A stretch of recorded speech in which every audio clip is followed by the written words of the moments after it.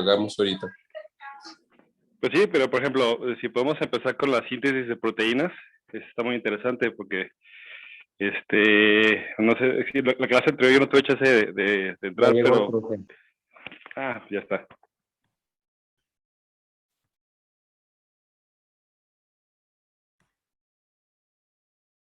Bueno, a ver, jóvenes, creo que nos perdimos un rato. ¿Ya me escuchan?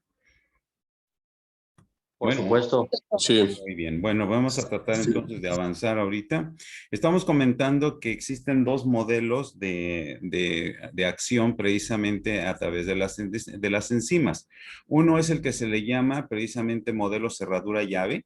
Y como podemos comprobar aquí, pues tenemos el sustrato, que son los reactivos o los reactantes, o sea, las sustancias que van a entrar precisamente a la reacción, y tenemos por otro lado lo que viene siendo la enzima. Y bueno, este dibujo es muy ilustrativo porque nos permite ver cómo las partes que tenemos aquí prolongadas de la molécula pueden entrar precisamente en estos sitios para que se lleve a cabo el ensamble y se forme lo que se llama el complejo es enzima-sustrato. Aquí los tenemos juntos. Una vez que la enzima cumple con su función, pues lo vimos en la lámina anterior, ¿verdad? ¿Cómo se llama? Pues ya vamos a tener como resultado los productos. Este es el modelo que se le llama así, cerradura llave. Con esto entendemos también que las enzimas son muy específicas, es decir, que solamente una enzima va a actuar sobre cierto sustrato. No podemos, así como sucede con nuestras llaves, no podemos ocupar cualquier llave para abrir cualquier cerradura. Es muy específica. Sucede igual con el caso de las enzimas. Muy bien. Tenemos el otro modelo que se le llama, ¿verdad?, de modelo de encaje inducido. Notemos nosotros que la enzima, aunque tiene su sitio activo, no corresponde a la imagen de los sustratos de ninguna manera. ¿Qué sucede entonces? Que el sustrato tiene que apoyarse con algo más. En este caso, aquí en esta imagen que tenemos, son dos sustratos distintos que se juntan y entre los dos como que hacen presión y logran acomodarse en la parte activa para que finalmente se lleve a cabo la reacción y tengamos, en este caso, de dos sustratos obtenemos un solo producto. Entonces, son dos modelos, el de cerradura llave y el otro que es el de encaje inducido. En el de encaje inducido, bueno, esto es para ampliar un poquito lo que estábamos comentando, en el de encaje inducido podemos también considerar precisamente lo que vienen siendo otros elementos que entran en función en la actividad de las enzimas, que se le llaman los cofactores, ¿verdad? Bien. Para que la enzima funcione, pues siempre dice aquí, ¿verdad? Este mecanismo de acción explica algunas propiedades de las enzimas que actúan a concentraciones muy bajas, es decir, estando presente la enzima va a trabajar. No necesitamos que si hay 50 moléculas de reactivo, tiene que haber 50 moléculas de enzima. Habiendo poca enzima, con eso se va a llevar a cabo la función. Y como vemos aquí, pues también nos está resaltando la cuestión de la especificidad. Bueno, esto es una imagen para entender también más de una manera ya un poco más gráfica, como viene siendo la cuestión del encaje, es decir, el ensamble, mejor dicho, que se da entre la enzima y el sustrato. Bien, tenemos acá estos términos que pues, tenemos que tomarlos en cuenta porque los vamos a encontrar en nuestros documentos. Cuando hablamos de la apoenzima nos referimos exclusivamente a lo que es la molécula de la enzima, la parte proteica. No olvidemos que las enzimas pertenecen a ese grupo. Y cuando hablamos de la holoenzima, estamos hablando precisamente de que la apoenzima, o sea, la parte proteica, está unida a una coenzima o a un ion metálico. Ahorita vamos a mencionar algunos de ellos, ¿verdad? Que se juntan precisamente para que la enzima pueda cumplir con su función. Bien, aquí tenemos los cofactores que en un momento dado pueden entrar. Tenemos la presencia del hierro, el magnesio, manganeso, el zinc y algunos otros iones de tipo metálico que pueden entrar en función.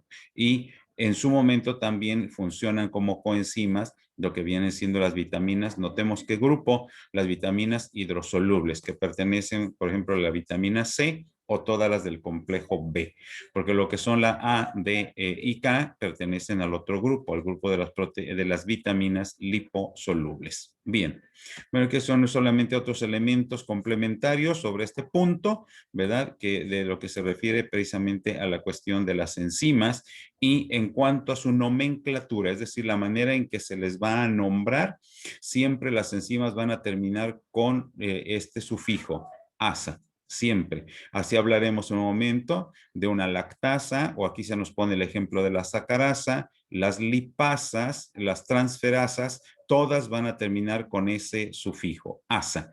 Y ya el resto del nombre pues nos va haciendo referencia de lo que se trata. Aquí tenemos una mención general de los 6 grupos de enzimas hidrolasas. ¿Alguien iba a preguntar algo, perdón? ¿O seguimos? Creo que seguimos, ¿verdad? Bien, tenemos el grupo de las hidrolasas. Las hidrolasas son enzimas, dice aquí, que reaccionan, que catalizan reacciones de hidrólisis, es decir, meten agua y con el agua desdoblan la molécula del sustrato, ¿verdad? O sea, se apoyan con la presencia del agua para romper la molécula. Las liasas, sí, dígame. ¿Quién habla?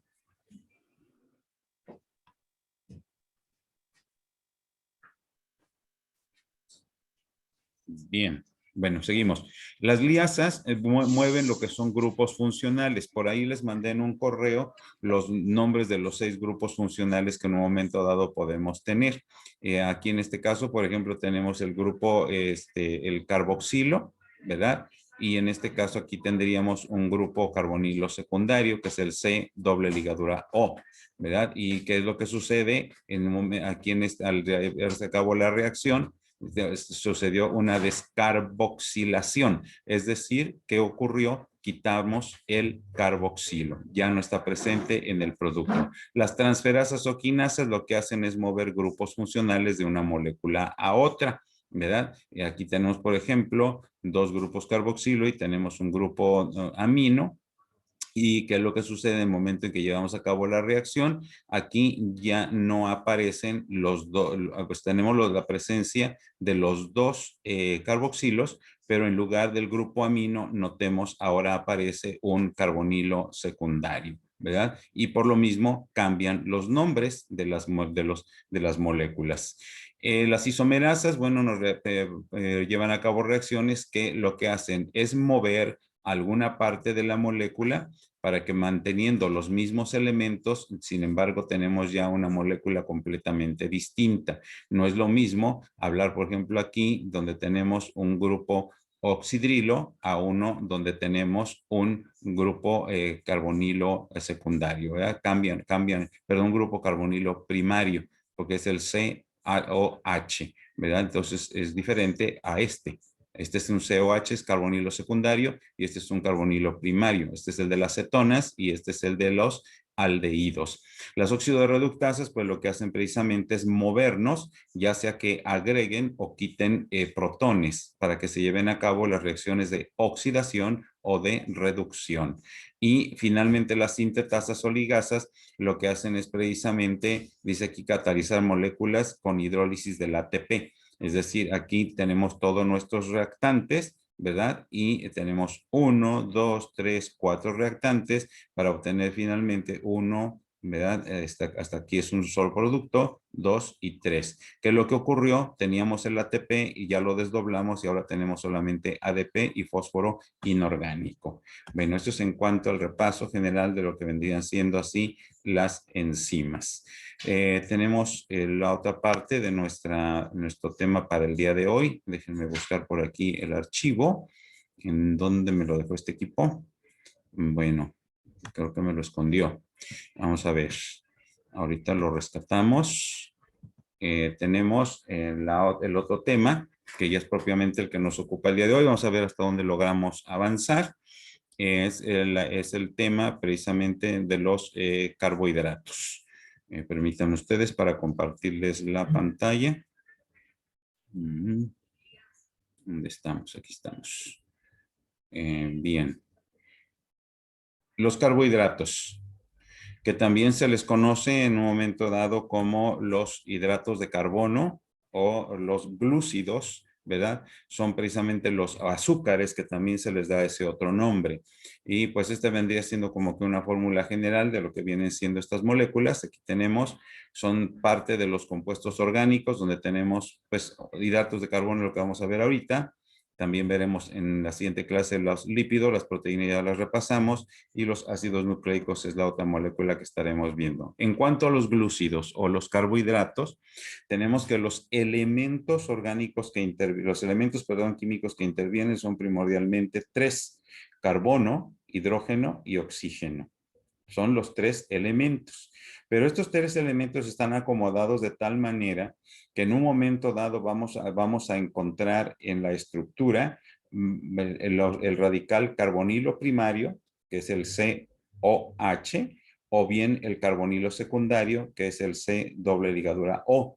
Es decir, vamos a encontrar aldehídos o vamos a encontrar acetonas o sus derivados, como ya lo veremos ahorita, de ahí que esta parte ya se vuelve un tema un poquito complejo. Ahora bien, esto parece un trabalenguas cuando decimos que los más simples son los más dulces y son solubles en agua. Esta es una característica general.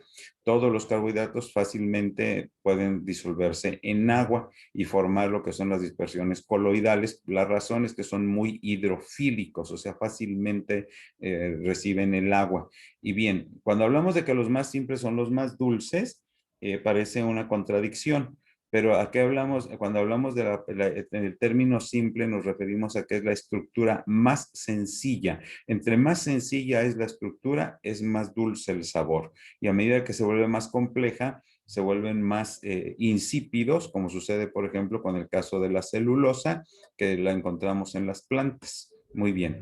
Entonces, notemos nosotros que las plantas son las primordiales, las que producen principalmente, precisamente los glúcidos, y para ellas, para las plantas, son también su principal fuente de energía. Esto lo obtienen precisamente a través de lo que viene siendo el proceso de la fotosíntesis, de la que aquí hemos agregado algunas referencias, que ya sabemos, ¿verdad? La fuente primordial de energía, pues todos sabemos, es el sol. Y la planta va a trabajar primordialmente con el dióxido de carbono y con el agua. Y a través del proceso de la fotosíntesis, notemos, aquí tenemos 6 moléculas de dióxido de carbono y 6 moléculas de agua. En el momento en que las combinamos, vamos a obtener una molécula de glucosa con la liberación de 6 moléculas de oxígeno. Esa es la parte interesante, es decir, al tiempo que la planta nos libera el oxígeno, que es muy útil para otros procesos químicos, también nos proporciona la síntesis de lo que vienen siendo los carbohidratos. Aquí los tenemos, carbohidrato. Si vemos con un poquito de cuidado, notaremos que por cada átomo de carbono hay una molécula de agua. No olvidemos que el agua es H2O. Si son 6 carbonos, pues es fácilmente entendible que tenemos 12 átomos de hidrógeno y 6 de oxígeno. De ahí el nombre carbohidrato. Muy bien. La función más importante de los carbohidratos es primordialmente el aporte de energía, al igual que las proteínas, cada gramo de carbohidrato nos proporciona 4 kilocalorías. Bien, eso es por allí. Por otro lado, al hablar ya de la estructura y la clasificación, vamos a encontrar que se pueden clasificar en monosacáridos, disacáridos y polisacáridos. Los monosacáridos son los más sencillos, pero ojo, muchachos, no por pensar que es más sencillo, esto es lo más simple que se puede entender en el momento en que hablamos de la clase. Veamos aquí. Los monosacáridos hay muchos, pero aquí en la clase nos van a ocupar primordialmente 3, que son los que tienen importancia biológica para el ser humano. Tenemos el caso de la glucosa, que lo vamos a encontrar tanto en animales y vegetales. Y pues de acuerdo a la clasificación de Carlos Linneo, pues aquí quedamos nosotros, ¿no? Entre los animales. La fructosa, primordialmente la encontramos en las frutas, o sea, es lo que le da el sabor dulce a las frutas. La galactosa, esta es un monosacárido que lo vamos a encontrar en la leche. La leche de suyo, de manera natural, tiene un sabor dulzón. Se lo proporciona precisamente la galactosa. Estos son los 3 monosacáridos que nos van a interesar y de hecho estos vienen siendo los monómeros de los carbohidratos, ¿sí? Ya en las proteínas hablábamos de lo que son los monómeros, que vienen siendo los aminoácidos. Aquí, en este caso, son estos 3: glucosa, fructosa y galactosa. Y veamos qué es lo que sucede. Disacáridos. Aquí tenemos ya la unión de 2 monosacáridos. ¿Sí? Aquí está, son 2 monosacáridos unidos y veamos lo que pasa. Sacarosa es el azúcar que tenemos en la mesa, el azúcar de caña, y la fórmula está estructurada precisamente por una molécula de glucosa y una de fructosa. Bien, ¿qué más tenemos? Tenemos el caso de la lactosa. Este es propiamente ya el azúcar que existe en la leche. ¿Cómo está formada? Por la unión de una glucosa con una galactosa, que es lo que estábamos comentando acá. Tercero, la maltosa la encontramos en el azúcar de Malta y aquí encontramos que está unida por está formada por 2 moléculas de glucosa. Entonces aquí tenemos sacarosa, lactosa y maltosa. Para nosotros de las que más vamos a estar trabajando aquí son estas 2, la lactosa y la sacarosa. Y por otro lado tenemos también lo que vienen siendo los polisacáridos, muchos monosacáridos, es decir, más de 4, y tenemos aquí estas moléculas representativas. El almidón, que tiene un gran número de moléculas de glucosa. Ustedes saben que la literal N nos indica que el número de moléculas pues es indefinido. ¿Y dónde lo encontramos? Primordialmente en los cereales, llámense arroz, trigo, maíz, ¿verdad? Y también pues en las papas. La celulosa, por cierto, este almidón, nosotros los seres humanos tenemos la oportunidad de digerirlo, ¿verdad? La celulosa es también una molécula formada por muchas glucosas, pero esta la encontramos en la madera y el algodón. Pues esto, pues no, nosotros no tenemos manera, o sea, no contamos con las enzimas para desdoblarlo. Y en lo que sí sucede, por ejemplo, en el caso de lo que vienen siendo los animales, ¿no? Este es el carbohidrato primordial que encontramos en los vegetales. Por otro lado, tenemos el glucógeno. El glucógeno también es una molécula muy grande de muchas glucosas y lo vamos a encontrar en el hígado y en los músculos. ¿Por qué allí? Porque el glucógeno es el carbohidrato de reserva o de almacenamiento en el ser humano, en los animales. Y el almidón es la molécula de reserva en todo lo que vienen siendo los vegetales. Entonces, solamente para tener una idea de este punto. Bien, cuando hablamos del monosacáridos, ojo con lo que sigue, jóvenes. Los monosacáridos están formados por una sola molécula que puede tener 5 o 6 carbonos. Se les llama monosacáridos porque vienen siendo los carbohidratos más sencillos y la fórmula simplificada sería esta. Claro está que si tiene el C6, pues estaríamos hablando de un monosacárido de 6 átomos de carbono. Son solubles en agua y tienen un sabor dulce. Aquí tenemos algunos ejemplos.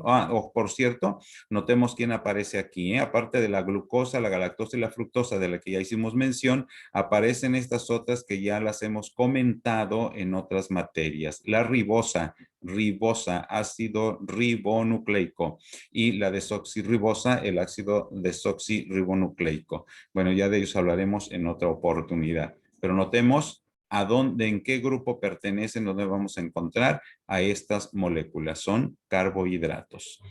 Correcto. Bueno, ya mencionamos que podemos tener el carbonilo primario, el carbonilo secundario. El primario que nos da origen a los aldehídos o lo secundario a las cetonas. Bien. La clasificación de los carbohidratos va a depender de dos elementos importantes. Uno, el número de carbonos que tenemos en la cadena. Los monosacáridos importantes pueden ser de 3, 4, 5, 6 o 7 átomos de carbono. Obedeciendo o atendiendo al número de carbonos, tiene un nombre: triosas, tri-3, tetrosas, tetra-4, pentosas, penta-5, hexosas, hexa-6 y heptosas, hepta-7. Los más importantes para nosotros son estos dos grupos, ¿sí? Pentosas y hexosas es donde vamos a estar trabajando aquí. Entonces, cuando hablemos, por ejemplo, de una pentosa, estamos hablando de un carbohidrato que pertenece a la subclasificación de monosacáridos y que está formado por 5 átomos de carbono.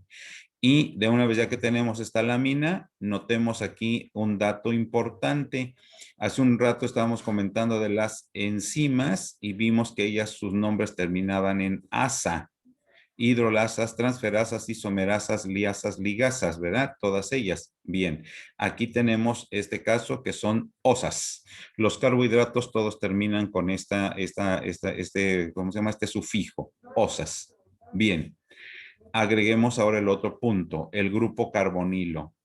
Si es primario va a ser un aldehído y por obedecer al grupo al carbonilo se les va a llamar aldosas. Aldosas de aldehído. Si es el carbonilo secundario, serán cetosas de cetona. Entonces podemos jugar con las palabras. Si hablamos nosotros de una aldopentosa, ¿de qué estaríamos hablando? De un monosacárido formado por 5 átomos de carbono y que tiene el radical carbonilo primario, pertenece a un aldehído. Si hablásemos de una cetohexosa, estamos hablando entonces de un monosacárido de 6 átomos de carbono con el carbonilo secundario como grupo funcional. Bien. Continuamos. Aquí pues tendríamos un ejemplo más o menos de cómo están estructurados y algunos nombres, ¿verdad? Para irlo dominando un poquito. Bien, el grupo carbonilo, ¿verdad? En este caso aquí tendríamos el carbonilo primario, COH, y el carbonilo secundario, C, doble ligadura O. Aquí tendríamos en este caso el dextrogliceraldehído, es una aldotriosa. Aldo, ¿por qué? Por el grupo carbonilo primario y porque tiene 3 átomos de carbono. Y aquí tendríamos un isómero que viene siendo la dihidroxiacetona, que es una cetotriosa. Ceto por el radical carbonilo secundario, triosa porque tiene 3 átomos de carbono. En el caso de los carbohidratos jóvenes tenemos también lo que se llama la ciclación de la molécula. Notemos que aquí tenemos esta molécula de 5 átomos de carbono, que es la ribosa, ¿verdad? En su constitución o en su fórmula lineal, pero la molécula puede cerrarse y de ser una molécula lineal, ahora tenemos una molécula cíclica, que esta es la que más conocemos nosotros. Esto es importante considerarlo porque de aquí se desprende lo que viene siendo la isomería en el caso de los carbohidratos. Está en la cadena lineal o también los ciclos, ¿verdad? Y es lo que se le llama la ciclación de los carbohidratos. Esta situación nos da, esto de hemiacetal y acetal, pues lo vamos a dejar de lado, la ciclación de la molécula, ¿verdad? Y a ver cómo está este asunto. Y entonces, esto nos da oportunidad precisamente a lo que se llama la isomería en los carbohidratos. En el caso de los aminoácidos, quedamos que teníamos la isomería L y D, levo y dextro. En el caso de los carbohidratos, tenemos nosotros lo que viene siendo la isomería alfa y beta, ¿sí? Alfa y beta. Y depende del acomodo que tenemos en el anillo, es decir, cuando la molécula se cierra, nos forma un anillo, de ahí depende precisamente la cuestión. Aquí está, miren ustedes, dan lugar a la formación de los dos isómeros cíclicos, el alfa y el beta. Si estuviera en una expresión lineal, serían dextro y levo también, pero como tenemos la cuestión cíclica, pues hay que considerar el alfa y el beta, ¿verdad? Que también es importante.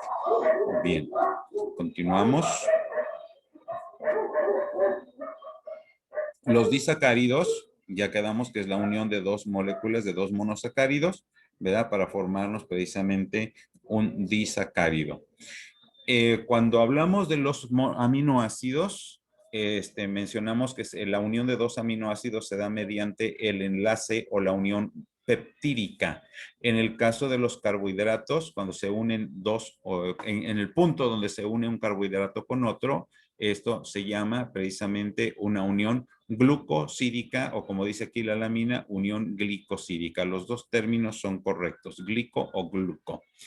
Y bien, La molécula también de los carbohidratos puede dar lugar a la condensación, es decir, cuando se van juntando, se van uniendo las moléculas, o también la hidrólisis, cuando se rompen por el efecto de una, pues obviamente una hidrolasa que mete agua y se rompe la molécula.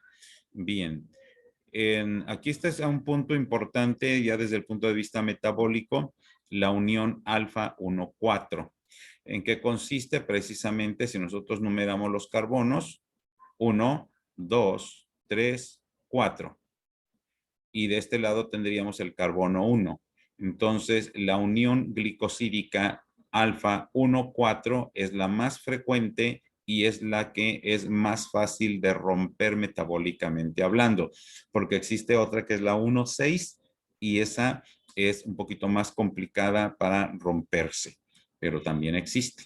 Bueno, aquí ya hablábamos hace un rato de lo que son los disacáridos más importantes. Hay otro término que también interviene en este tema, que son los oligosacáridos, son aquellos carbohidratos que tienen entre 2 y 10 monosacáridos. Pueden ser 2, 3 fructosas, 2 glucosas, qué sé yo, se van uniendo de acuerdo a la molécula que se está formando y hasta llegar a 10 se les llama oligosacáridos. Después de 10 ya invariablemente se les conoce como polisacáridos. Otro punto importante que también conviene que tomemos en cuenta, bueno, los carbohidratos entran en función precisamente en la estructura de la membrana celular. Acordémonos del esquema, ¿verdad? De la capa bilipídica, lípidos en la parte exterior, lípidos en la parte interior. La cuestión de las proteínas que pueden ser integrales cuando cruzan toda la membrana o moléculas de proteínas que pueden quedar hacia el exterior o hacia el interior.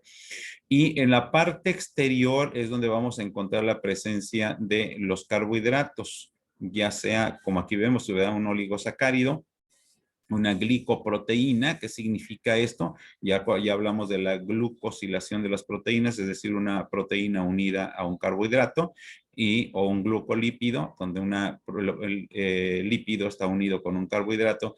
La función aquí en la membrana es para dos cuestiones. Uno son forman los receptores, algunos de los receptores, y también tienen una función para la identificación entre una molécula, entre una célula y otra, ¿sí? Entonces intervienen precisamente como receptores de membrana. Un dato también para considerar, dentro de los polisacáridos podemos encontrar lo que se llaman los homopolisacáridos, como es el caso del glucógeno, el almidón y la celulosa, que son muchas glucosas unidas, puras glucosas. Como son solamente glucosas, es la misma molécula, homo igual, homopolisacáridos. Y los heteropolisacáridos donde se van mezclando unos con otros hasta formar la molécula de interés, ¿verdad? Bien, bueno, ya es una parte complementaria, el tiempo se nos está agotando y pues aquí lo vamos a dejar por esta oportunidad. Entonces tenemos carbohidratos, un tema interesante.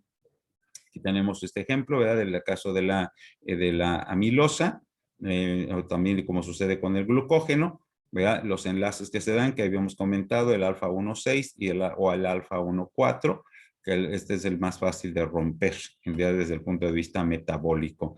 El glucógeno, bueno, pues viene siendo el almidón animal, o sea, el carbohidrato que tenemos como reserva, ya quedamos que está primordialmente en el músculo y en el hígado. Correcto. Pues esto sería lo del tema de esta oportunidad, chicos. ¿Alguna pregunta? Nos queda un minuto efectivo. Todo bien, maestro. Bueno, así de rapidísimo, ¿verdad? Ya en la semana que entra vamos a procurar hacer una especie de experimento, a ver si logramos ampliar esto para que tengamos un poquito de más lapso de atención. En la plataforma todavía no tengo habilitado, les estaré mandando como siempre el material ya trabajado a través del correo y del WhatsApp y seguimos manteniéndonos en comunicación. ¿Sale? Pues cuídense mucho, me da gusto que nos hayan acompañado. Lamento esa pequeña interrupción que tuvimos por allí. Gracias, Doc. Que pase buena noche. Gracias. Igualmente un abrazo para todos. Buenas noches. Gracias. Buenas noches. Buenas noches. Hasta luego.